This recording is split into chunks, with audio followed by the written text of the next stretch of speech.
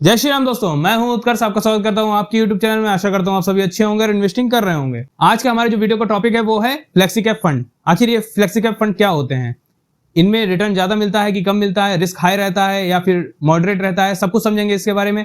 और कुछ फंड्स भी मैं आपके साथ इसमें डिस्कस करने वाला हूं कि उन फंड्स में क्या प्रोज हैं और क्या उसके कॉन्स हैं, सब कुछ समझेंगे।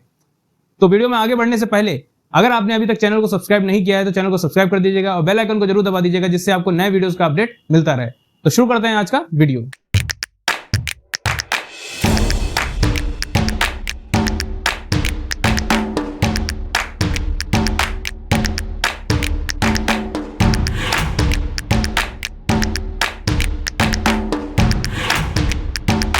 सबसे पहले समझते हैं ये फ्लेक्सी कैप फंड क्या होते हैं। वह फंड जिसमें आपको डाइवर्सिफिकेशन मिलता है इन्वेस्टिंग में, यानी जिनमें आपको लार्ज कैप, मिड कैप और स्मॉल कैप तीनों कैटेगरी में पैसा लगाने के लिए मिलता है, वो फ्लेक्सी कैप फंड होते हैं। मान लीजिए आपको हाई रिटर्न चाहिए बट आप हाई रिस्क नहीं लेना चाहते हैं, तो आप स्मॉल कैप कैटेगरी में तो नहीं लगाएंगे। बट आपको रिटर्न क्योंकि हाई चाहिए तो आप लार्ज कैप कैटेगरी में भी नहीं लगाएंगे। तो ये दोनों कैटेगरी तो आपके ऑप्शन में नहीं आएंगी, दोनों कैटेगरी ऑप्शन से बाहर चली जाती हैं। तो उन लोगों के लिए जिनको हाई रिटर्न चाहिए बट रिस्क थोड़ा सा कम लेना है, मॉडरेट रिस्क लेना है, तो उनके लिए फ्लेक्सी कैप फंड ऑप्शन में आता है। ये काफी अच्छा रिटर्न वाइज रहता है और मेरी एक फेवरेट कैटेगरी में फ्लेक्सी कैप कैटेगरी आती है, क्योंकि देखा जाए तो मेरा खुद का पैसा मैं फ्लेक्सी कैप कैटेगरी में इन्वेस्ट कर रहा हूं। किस फंड में इन्वेस्ट कर रहा हूं ये मैं आगे वीडियो में आपको बताऊंगा। तो अब आगे बढ़ते हैं अपने पहले फंड की तरफ। तो आज के हमारा जो लिस्ट का पहला फंड है वो है कैनरा रुबैको फ्लेक्सी कैप फंड। ये फंड जनवरी 2013 में शुरू हुआ था, 10 साल कंप्लीट हो चुके हैं इस फंड को। अगर इसके फंड साइज की बात करेंगे तो 10,133 करोड़ का इसका फंड साइज है। एग्जिट लोड 1% का लग रहा है। लास्ट डबल इसने अपने इन्वेस्टर्स का पैसा 3 साल में किया है। एक्सपेंस रेशियो की बात करेंगे तो 0.54% का देखने को मिल रहा है। रिटर्न वाइज देखें तो 1 साल में 17% का, 3 साल में 21% का और 5 साल में 16% का रिटर्न इस फंड ने दिया है। लगातार इसने 5 साल और 10 साल में अपने कैटेगरी एवरेज से अपर में परफॉर्म किया है, अपने बेंचमार्क को बीट किया है। वहीं अगर रिटर्न की बात करेंगे तो रिटर्न कंसिस्टेंसी में ये एक एवरेज परफॉर्मर रहा है, बट डाउन साइड प्रोटेक्शन की बात करें तो उसमें इसने काफी अच्छा परफॉर्म किया है।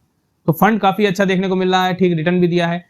लेकिन किसी डिसीजन पे ना पहुंचते हुए बढ़ते हैं अपने अगले फंड की तरफ। जो हमारा सेकंड फंड है वो है पराग पारेख फ्लेक्सी कैप फंड। ये फंड मई 2013 में शुरू हुआ था, 10 साल इसको भी कंप्लीट हो चुके हैं। अगर इसके फंड साइज की बात करेंगे तो 40,760 करोड़ का इसका फंड साइज देखने को मिल रहा है। एग्जिट लोड इसमें 2% का लगता है। एक्सपेंस रेशियो 0.67% का है। रिटर्न वाइज देखें तो 1 साल में 26% का, 3 साल में 24% का और 5 साल में 20% का रिटर्न इस फंड ने दिया है। लास्ट डबल इस फंड ने भी अपने इन्वेस्टर्स का पैसा 3 साल में किया है।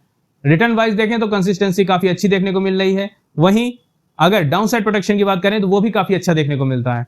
तो ओवरऑल जो पराग पारेख फ्लेक्सी कैप फंड है वो काफी अच्छा एक फंड हो जाता है। बढ़ते हैं अपने नेक्स्ट फंड की तरफ, जो कि हमारा आज का लास्ट फंड है, वो है यूटीआई फ्लेक्सी कैप फंड। ये फंड जनवरी 2013 में शुरू हुआ था। इसमें अगर एग्जिट लोड की बात करेंगे तो 1% का लग रहा है। फंड साइज 25,000 करोड़ के आसपास का इसका फंड साइज बन जाता है। एक्सपेंस रेशियो 0.85% का है। रिटर्न देखते हैं इसका कितना रहता है। 1 साल में 10% का, 3 साल में 19% का, वहीं 5 साल में 14% का रिटर्न इस फंड ने दिया है।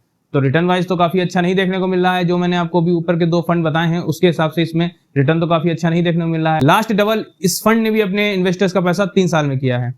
तो रिटर्न वाइज देखेंगे तो ये एवरेज परफॉर्मर रहा है। डाउन साइड प्रोटेक्शन में भी ये एवरेज परफॉर्मर ही रहा है। ये कुछ खास फंड मुझे देखने में नहीं मिला है, इसमें काफी अच्छा रिटर्न नहीं दिया अपने पिछले कुछ सालों में। वहीं पराग पारेख और कैनरा रुबैको फ्लेक्सी कैप फंड काफी ठीक देखने को मिल रहे हैं। अगर उन दोनों में भी कंपेयर किया जाए तो पराग पारेख एक अच्छा फंड हो जाता है। और जैसा मैंने आपको वीडियो की शुरुआत में बताया था कि ये मेरी एक फेवरेट कैटेगरी हो जाती है जिसमें मैं इन्वेस्ट करता हूं, तो मैं किस फंड में इन्वेस्ट करता हूं, क्या वो इन 3 में से किसी एक में है? बिल्कुल हाँ, ये 3 में से किसी एक फंड में मैं इन्वेस्ट करता हूं।